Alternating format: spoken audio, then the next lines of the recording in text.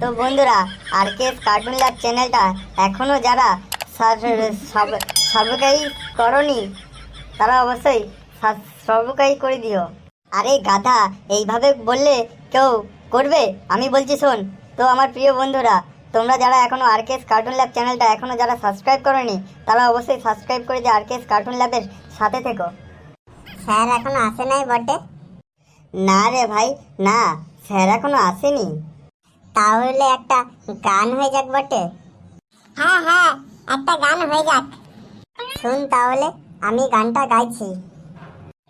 এ মটর কলাই গোল গোল দাঁতে ভাঙে না, আর ওই পাড়া শাশুড়িরা বৌমা চেনে না। তাই হাটে গেলাম, বাজারে গেলাম, কিনে আনলাম আদা। আদা খেয়ে বৌদির মা হাঁকছে গাদা গাদা। ভাই, তুই কি অপূর্ব গান শোনালি আমাদের। আমাদের স্যার আসছে তোকে মেডেল দেওয়ার জন্য, তুই থাম।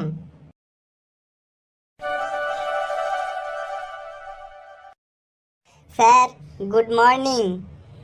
Sir good morning. Sir good morning বটে। এই, তোদের গুড মর্নিং পরে হবে, তোরা আগে বল এখানে কে এক্ষুনি পেতে চলে গিয়েছিস?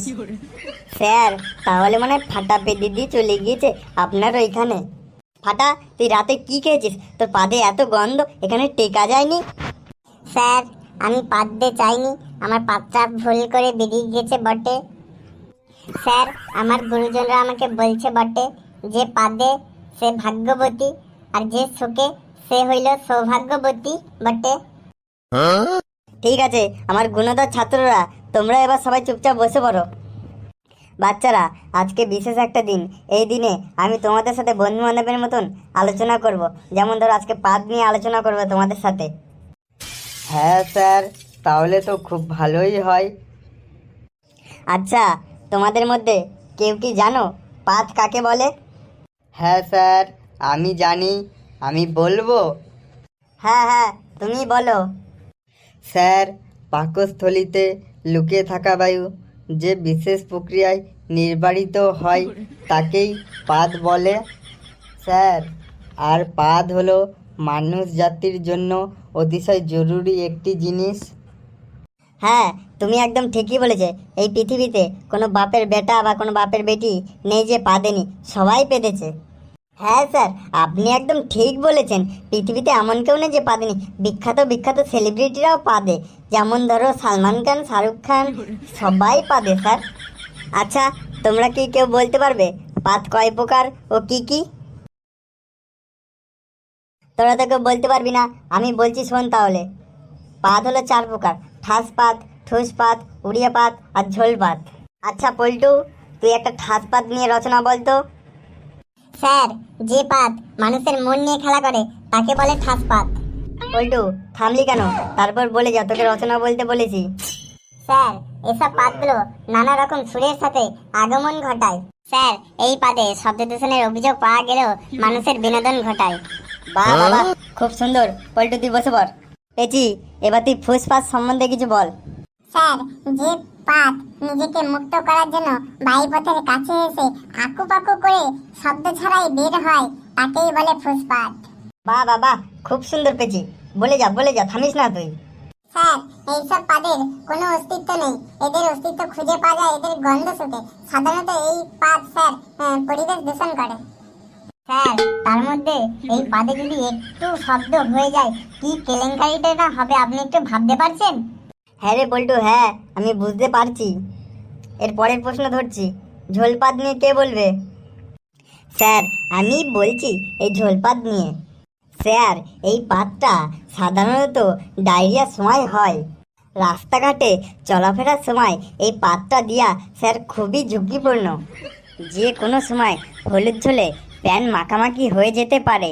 এর শব্দ সাধারণত ভ্যার ভ্যার নয়তো ফর ফর প্রকাশিত হয়। স্যার, বিয়েবাড়িতে এই পাতটা কেউ যদি ভুল করে দিয়ে দেয় তখন তার সবরণের ব্যবস্থা খুবই বেশি। বাহ বাবা, খুব সুন্দর খুব সুন্দর। তোরা কি জানিস মানুষ জীবনে পাদের গুরুত্ব অপরিসীম। মানুষ যদি ঠিকঠাক না পাততে পারে তাহলে মানুষের পেটে মিথেন গ্যাস জমে যায়। স্যার, তাহলে তো মানুষগুলো বেলুনের মতন আকাশে উড়ে চলে যাবে। কি রে ভূতো, তুই তো আজকাল খুব সুন্দর পড়াশোনা করছিস, তুই তাহলে জানিস বেলুনের মধ্যে মিথেন গ্যাস ভরা থাকে। মিথেন গ্যাস ভরে বলে বেলুনটা আকাশে উড়ে চলে যায়। তাহলে এই প্রতিজ্ঞায় তোদের আমি একটা সত্যি কথা বলছি, ছেলেদের থেকে মেয়েরা একটু বেশিই পাদে। স্যার, পাদে পাদন্তি, যে পাদে সে ভাগ্যবতী, আর যে শোকে সে হলো সৌভাগ্যবতী। স্যার, আমার একটা বন্ধু ছিল, বন্ধুটা যখন পাদতো কেউ বুঝতে পারতো না যেটা মেঘের গর্জন না ওটা পাদের গর্জন। সে এত জোরে জোরে পাদতো স্যার।